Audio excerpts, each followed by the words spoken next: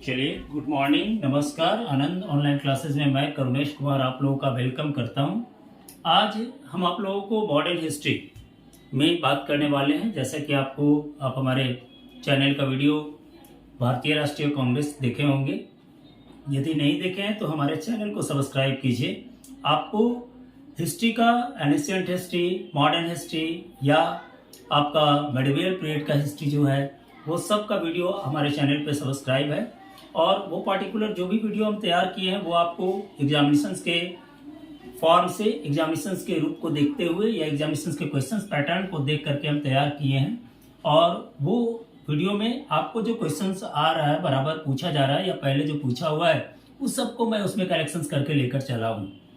आज जो आपको बात करने वाले हैं वो हम बात करेंगे भारतीय राष्ट्रीय कांग्रेस के समय की एक घटना। जिस समय से वो स्थापना हुआ उसी समय से एक दल की उत्पत्ति हुई थी।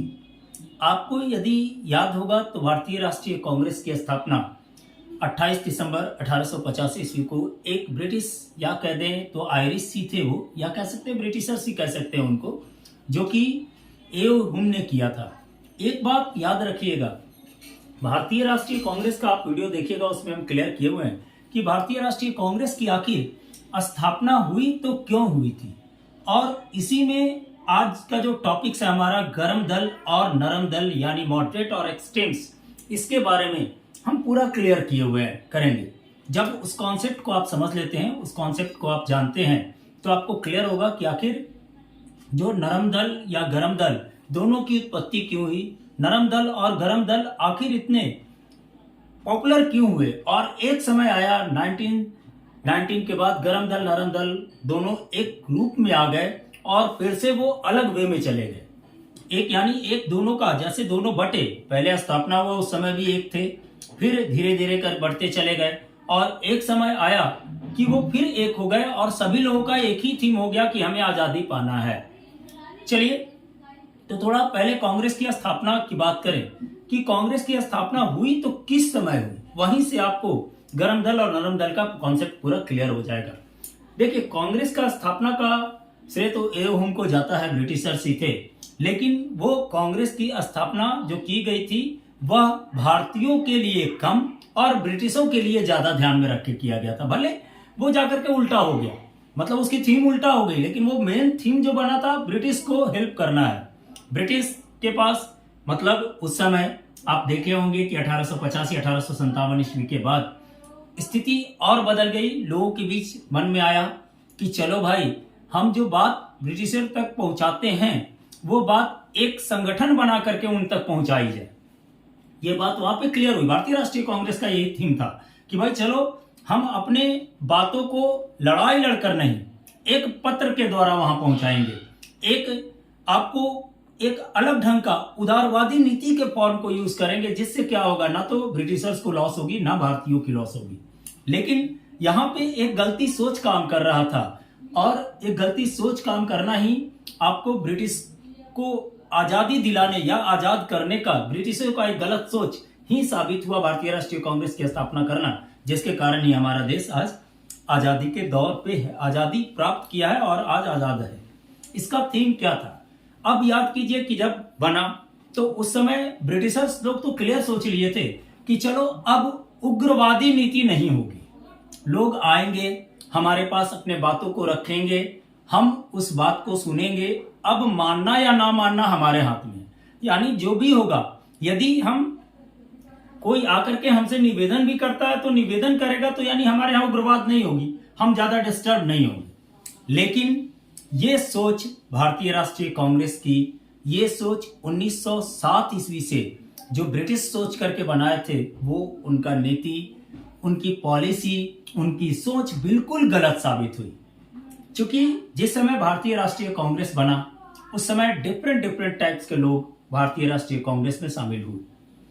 उस समय तक लोगों के मन में थी शांति वार्ता करना, अहिंसा के पथ पे चलना, लेकिन कुछ लोग ऐसे भी शामिल हुए जो इस बात को नहीं मानने वाले थे कि हम भीख मांगने नहीं जाएंगे, हम निवेदन करने नहीं जाएंगे, हम उनसे मांग करेंगे और मांगेंगे और कहेंगे कि दीजिए, और नहीं देते हो तो हम तुम पे अटैक करेंगे। ठीक, एक छोटा सा बात, जो यदि गरम दल और नरम दल के बारे में समझना है तो आप एक बात समझिए, यदि किसी आप स्टूडेंट हैं, आपके ग्रुप में कुछ ऐसे लड़के होंगे जो किसी भी बात को यदि बताना है या किसी भी बात को समझाने पे विश्वास रखते होंगे कि, और किसी बात को रखने पे, कुछ ऐसे भी स्टूडेंट होंगे जो कहते होंगे कि नहीं, हमें सिर्फ बात नहीं कहनी है, यदि वो हमारी बात को सुनते हैं तो ठीक है, नहीं सुनते हैं तो उनसे अपनी बात को हम मनवाएंगे।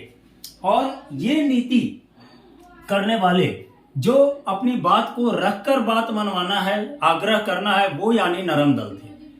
और जो उग्रवादी फॉर्म में थे, यानी जो उग्रवाद के रूप में चलते थे, जो बिल्कुल बात मनवाने के पक्ष में चलते थे कि चलो बात करो या नहीं करोगे तो जो होगा सो हम करेंगे, तो वो क्या थे, आपको गरम दल थे। और इसीलिए जो नरम दल था उसको उदारवादी नीति वाला कहा जाता था और गरम दल को उग्रवादी नीति वाला कहा जाता था। अब जब कांग्रेस में लगभग समय बीतता गया लोगों के बीच, कांग्रेस जो पहले के थे वो एक तरह से नरम पत्ती ही थे, लेकिन डिफरेंट टाइप्स के लोगों को आने के बाद क्या हो गया कि लोग एक उग्रवादी नीति को भी फॉलो करने लगे, जो कि यदि कहा जाए कि इसके काल को देखा जाएगा तो 1885 से 1905 ईस्वी तक जो कांग्रेस का काल था वो बिल्कुल नरम पत्थी के फॉर्म पे थे, यानी नरम दल पे ही थे।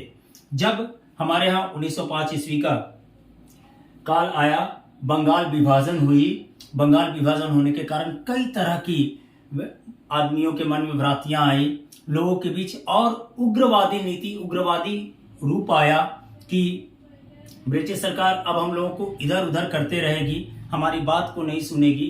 तो उसी समय एक संगठन का जो नाम आया वो आया गरम दल। लेकिन 1905 बंगाल विभाजन तक नरम दल और गरम दल एक तरह से एक ही वे में काम कर रहे थे। भले गरम दल जो था वो थोड़ा उग्रवादी नीति को अपनाकर चल रहा था, लेकिन स्पष्ट रूप से कांग्रेस का जो सूरत का अधिवेशन 1907 को हुआ, उसमें कांग्रेस पार्टी जो थी, कांग्रेस दल जो था, वो दो पार्ट में बट गया और एक पार्ट बना नरम दल और दूसरा पार्ट बना गरम दल। उस समय क्लियर हो गया कि अब हम लोग दो दल हैं, नरम दल और गरम दल। अब इस नरम दल और गरम दल जो सूरत अधिवेशन में ही बंटने का कारण था, क्योंकि जो उदारवादी नीति के लोग थे वो चाह रहे थे रास बिहारी बोस को भाई कांग्रेस का अध्यक्ष बनाना, जो सूरत अधिवेशन था उसमें। लेकिन कुछ जो उग्रवादी नीति के थे वो लाला लाजपत राय को बैठाना चाहते थे। लेकिन अंततः रास बिहारी बोस को 1907 को कांग्रेस का अध्यक्ष बनाया गया, जिसके कारण ही भारत में, या कह दें कि नरम दल और गरम दल के बीच बंटवारा हो गई, यानी नरम दल और गरम दल का उत्पत्ति हुआ। यानी कह सकते हैं, जनरली क्वेश्चंस भी आती है एग्जामिनेशन में कि नरम दल और गरम दल किस समय बंट गए, तो नरम दल और गरम दल 1907 ईस्वी को सूरत अधिवेशन में दो पार्ट में बंट गए। उनकी दोनों की अलग अलग नीति हो गई, दोनों की अलग अलग कार्य प्रणाली हो गई, दोनों की अलग अलग सोच हो गई, दोनों की अलग अलग एक एक्सप्रेशंस करने का मोड हो गया। अब 1907 को जब हो गया, लाला लाजपत राय भी अलग हो गए, तो यहाँ पे जो गरम दल और नरम दल बट गया, यानी बिल्कुल तरह से अब नरम दल और गरम दल की उत्पत्ति हो गई। आज हम उसी टॉपिक्स को आपको क्लियर करेंगे। आज के बाद आपके दिमाग में गरम दल और नरम दल का कंफ्यूजन कभी नहीं रहेगा। किसी भी तौर पे आप किसी को इस बात को समझा सकते हैं कि गरम दल आखिर क्या था और नरम दल क्या था, आखिर उत्पत्ति को क्यों हुआ, कौन उसकी दोषी इसमें, यानी दोनों में कौन सबसे ज्यादा दोषी है, कौन सबसे ज्यादा पॉपुलर था और किसके कारण आजादी मिला।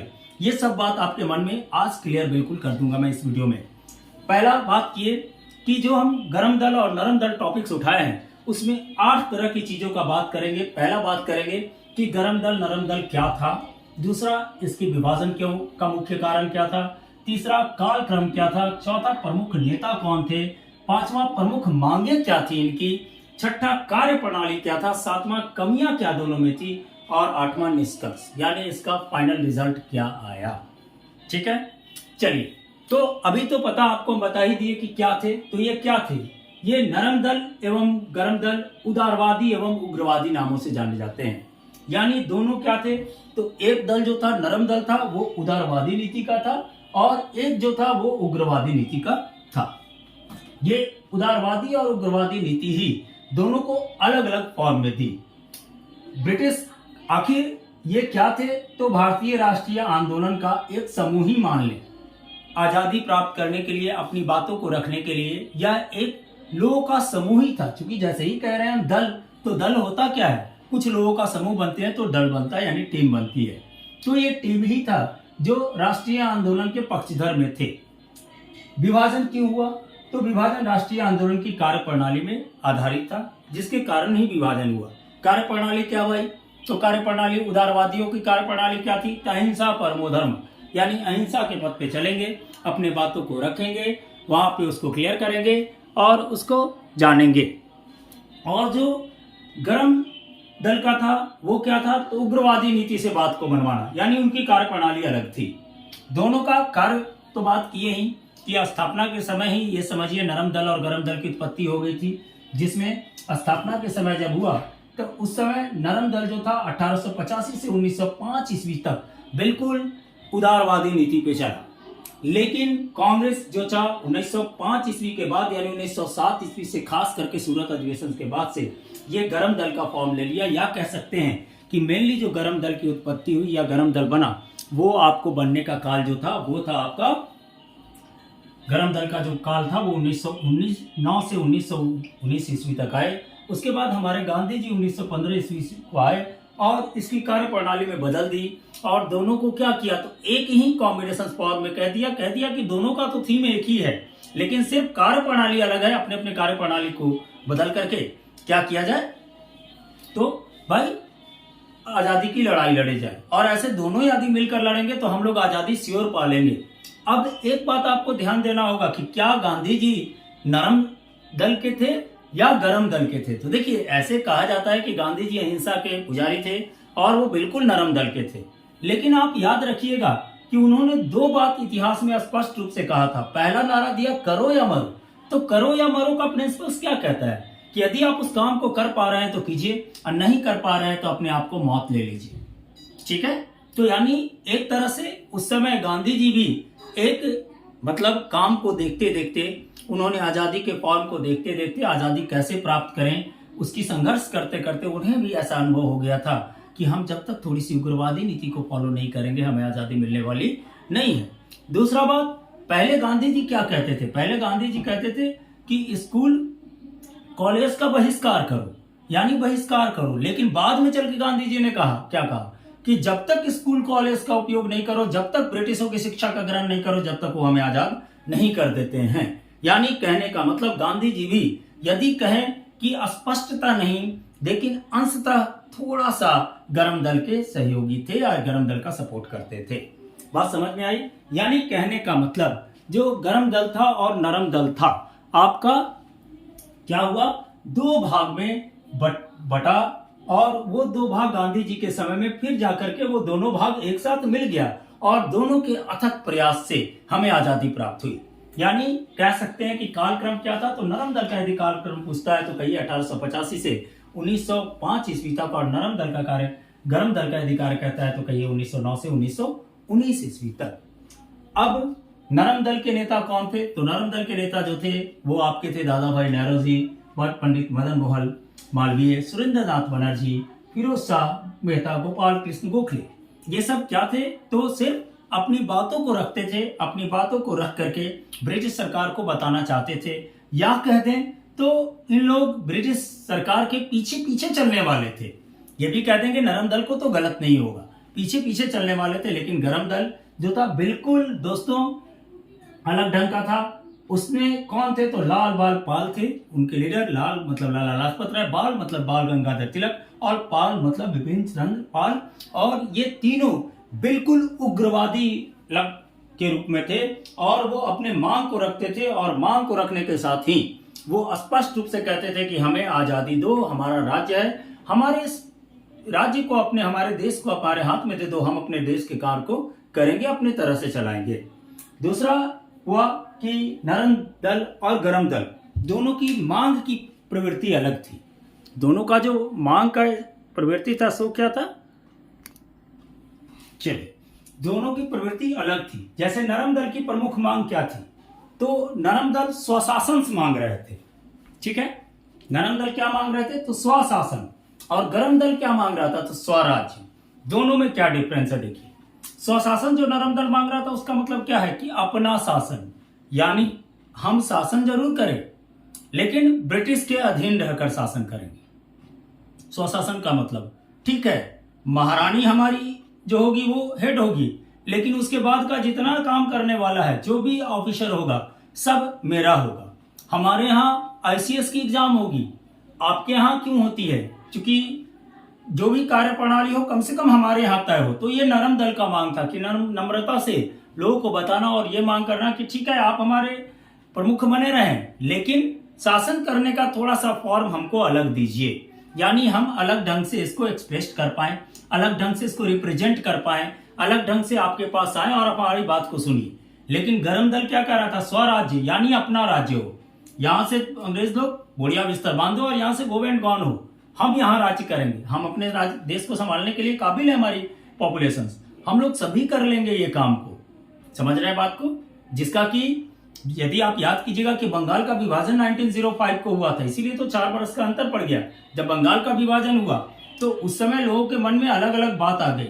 अलग अलग बात आने के कारण लोग क्या करने लगे, तो उग्र ज्यादा होने लगे। और उग्र होना ही, जैसे बंगाल का अलग होने से जो उड़ीसा का कुछ प्रांत था, बिहार का कुछ प्रांत था, ये सब कट करके एक बड़ा जो क्षेत्र था उसको छोटे छोटे समुदाय में बांट दिया गया।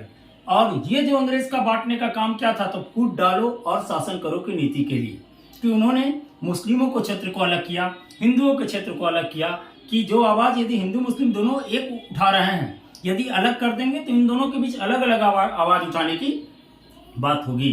तो कहने का मतलब, यदि दोनों में थीम की बात करें कि मेन डिफरेंसेस क्या था वर्क प्रोसेस में, तो या मांग में, तो पहला मांग थी कि नरम दल स्वशासन की मांग कर रहे थे, यानी ब्रिटिश शासन के अधीन रहते हुए शासन करने की मांग कर रहे थे। जबकि आपका जो गरम दल थे वो क्या कर रहे थे? स्वराज्य को मांग कर रहे थे, यानी नेता भारत को स्वतंत्र कराना चाहते थे एवं शासन अपने हाथ में लेना चाहते थे।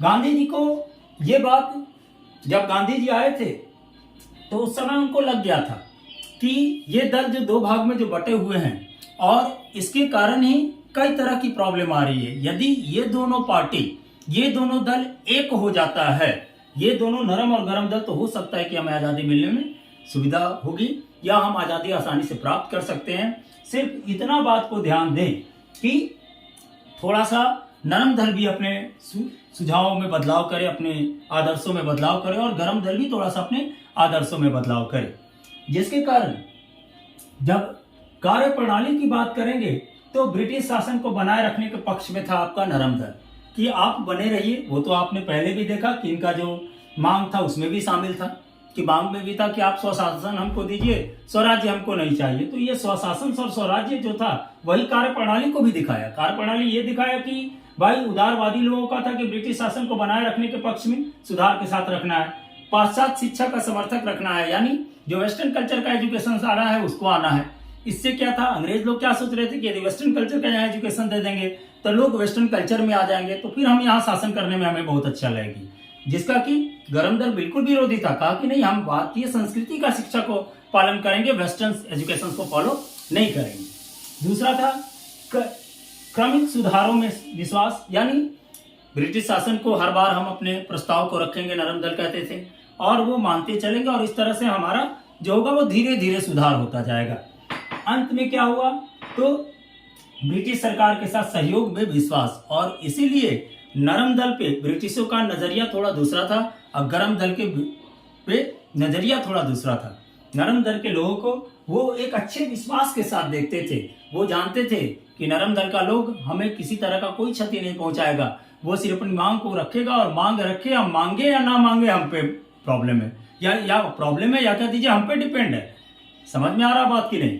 चलिए, लेकिन गरम दल क्या कहता था? तो कहता था ब्रिटिश शासन को अंत कर दो भाई, तुम यहाँ से बोड़िया बिस्तर बांध के जाओ। इसीलिए वो बहुत उग्र रहते थे। इसका खामियाजा क्या होता था, तो गरम दल यदि कोई एक्शंस करता था तो उसका रिएक्शन हमारे यहाँ रहने वाले जनता पे होती थी। यदि गरम दल की ही किसी को मारा, यदि किसी को मौत देता था, किसी ब्रिटिशर्स को कष्ट देता था, तो उसका आपको हमारे जो इंडियंस होते थे उनको इसका प्रभाव पड़ता था, जिसके कारण भी आपको क्या हुआ, तो गरम दल और उग्र रूप धारण करता चला गया था। क्योंकि जो लोगों के साथ जो अंग्रेज लोग कुछ गलत करते थे और जिनमें थोड़ी सी उग्रवादी नीति का अपमान था, वो उसका क्या करते थे, तो परस्पर विरोध करते थे।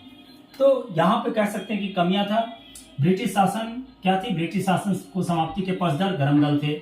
भारतीय शिक्षा प्रणाली में विश्वास था, तीव्रगामी सुधारों में आस्था।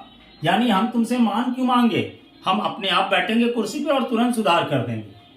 कमियां क्या थी देखिए, तो नरम दल में कमी क्या था, तो ब्रिटिश शासन का पिट्ठू था। यानी वो जो कहेगा वो सुनेंगे, यानी कि ब्रिटिश शासन को भारतीयों को हित में समझना, ये कमी था कि जो ब्रिटिश शासन है वो भारतीयों के हित में है। ये नरम दल की सोच थी, ये सबसे बड़ी गलती थी या उनमें कमियां थी। दूसरा था समाज में उच्च एवं शिक्षित वर्ग तक पहुंचना। ये बात जो था, सिर्फ जो नरम दल की बात थी वो समाज में शिक्षित और उच्च वर्ग तक ही पहुंचा। जो बेचारे छोटे छोटे लोग थे उनको शामिल ही नहीं किया जाता था, वो बेचारे गरीब कुचले रह जाते थे। लेकिन उनके शोषण के कारण ही उसमें जो लोग थे जिनको शोषित अंग्रेजों के द्वारा किया जाता था, उसमें ही कुछ ऐसे निकले बंदे या कुछ ऐसे व्यक्ति थे जो बिल्कुल उग्रवाद के रास्ते पे चल गए, और ये शोषण के कारण ही उन्हें इस तरह का फॉर्म को पाना पड़ा। यानी कहने का मतलब, ब्रिटिश जो कमियां थी नरम दल की तो अलग कमी हुई, तो गरम दल की थी कि नरम दल का जो हुआ इसका भी क्लियर कर लें कि ब्रिटिश शासन को भारतीयों के हित में समझना, समाज में उच्च एवं शिक्षित वर्ग तक ही इसके बाद को पहुंचना, दूर तक नहीं पहुंचा, जिसके कारण ये इसका सबसे बड़ा डिमेरिट साबित हुआ। जबकि गरम दल क्या था, तो सरकार को डायरेक्ट विरोध करती थी, जिसके कारण इसका प्रभाव हमारे भारतीयों पर पड़ता था, सभी भारतीयों पर पड़ता था। और इसके कारण भी क्या हुआ, तो हमारा ठीक से हम लोग उत्थान नहीं कर पाए थे, या गरम दल ठीक से अपने लक्ष्य को नहीं पा रहा था।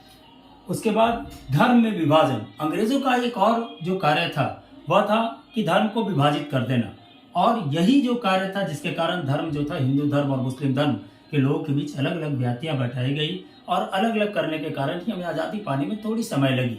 लेकिन हम लोग बिल्कुल तरह से जान गए थे कि अंग्रेज की नीति जो है फूट करो शासन करो, फूट डालो और शासन करो, और इस नीति को समझते ही हम लोग फिर से चौकन्ने हो गए और आज़ादी की ओर अग्रसर गांधी जी के बाद बिल्कुल हो गए।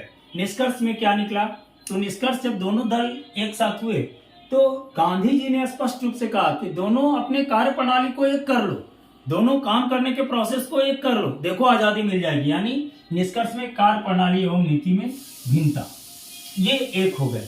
नरम दल को लगा कि वे स्वतंत्र करेंगे, लेकिन ऐसा नहीं किया। तो कहने का मतलब, आप एक बात आज देख लिए कि नरम दल और गरम दल क्या था, नरम दल गरम दल की उत्पत्ति क्यों हुई, नरम दल गरम दल आखिर क्या मांग रखता था, नरम दल गरम दल के कौन कौन से ये नेता हुए, नरम दल गरम दल का क्या योगदान था आज़ादी में।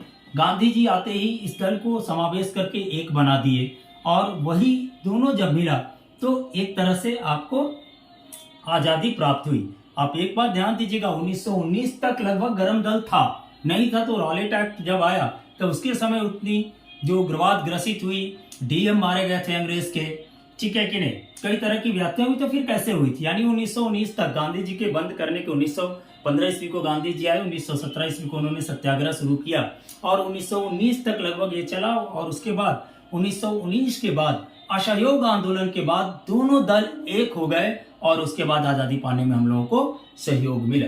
यानी यदि हम बात करें तो गरम दल और नरम दल में कुल आपको 8 टॉपिक्स की बात किए हैं। पहला तो क्या था, हमने बताया क्या था, तो गरम दल एवं नरम दल उदारवादी एवं उग्रवादी नामों से जाना जाता था, और ब्रिटिश काल का भारतीय राष्ट्रीय आंदोलन था। दूसरा, विभाजन का मुख्य कारण क्या था, तो विभाजन का मुख्य कारण राष्ट्रीय आंदोलन की प्रणाली, कार्य प्रणाली, दोनों की कार्य प्रणाली अलग थी, एक उदारवादी नीति पे थे और एक उग्रवादी नीति पे थे। तीसरा कालक्रम, नरम दल का कालक्रम 1885 से 1905 ईस्वी तक, गरम दल का 1909 से 1919 ईस्वी तक। गरम दल के नेता, चौथा पॉइंट जो हमने डील किया, गरम दल के नेता थे पंडित मदन मोहन मालवीय, सुरेंद्र नाथ बनर्जी, दादा भाई नौरोजी, फिरोज शाह मेहता, गोपाल कृष्ण गोखले।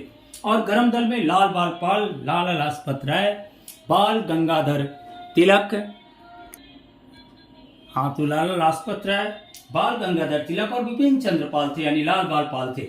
नरम दल की प्रमुख मांगे क्या थी, तो नरम दल का प्रमुख मांग आपका क्या था, तो स्वशासन, और गरम दल का जो प्रमुख मांग था वो स्वराज्य।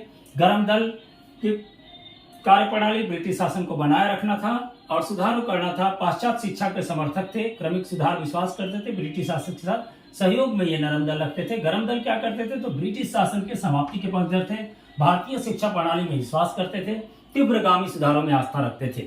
कमियां क्या थी, तो नरम दल ब्रिटिश शासन को भारतीयों के हित में समझना, समाज में उच्च एवं शिक्षित वर्ग तक ही पहुंचना, नरम दल की यह बात थी। लेकिन गरम दल में कमियां क्या थी, तो ब्रिटिश सरकार का सीधे टकराव, जिसके कारण जनता पर अत्याचार बढ़ता जाता था और धर्म में विभाजन होना। निष्कर्ष क्या निकला, तो कार्यप्रणाली एवं नीति में भिन्नता। नरम दल को लगा कि वे स्वतंत्र करेंगे, लेकिन ऐसा नहीं किया।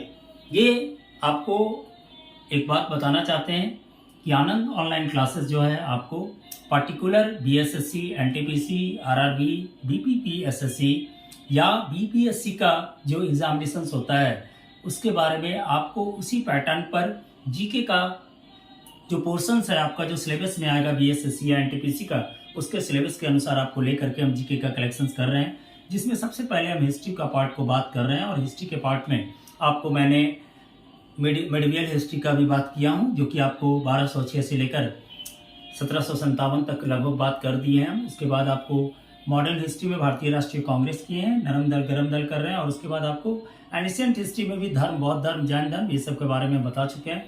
आगे धीरे धीरे वीडियो आपको अपलोड करते जाएंगे। आप ध्यान देंगे कि आपकी जो भी मैं बात कर रहा हूँ वो बिल्कुल आपके अकॉर्डिंगली सिलेबस जो आपका जो भी दे रहा है, BSSC, BP, SSC, NTPC, RRB जो देता है एसएससी के द्वारा ही दिए हुए सिलेबस के अनुसार ही हम जीके को लेकर चल रहे हैं। आप हमारे चैनल को सब्सक्राइब कीजिएगा और लाइक बटन जरूर दबाइएगा, इससे हमें थोड़े से मोटिवेट हम होते हैं और फिर आपको मॉडर्न हिस्ट्री में जल्दी आपको देंगे। आप हमारे वीडियो को ध्यान से देखिएगा, जो पॉइंट थोड़ा नोट करने वाला रहेगा उसको नोट कीजिएगा और बुक को भी पढ़िए।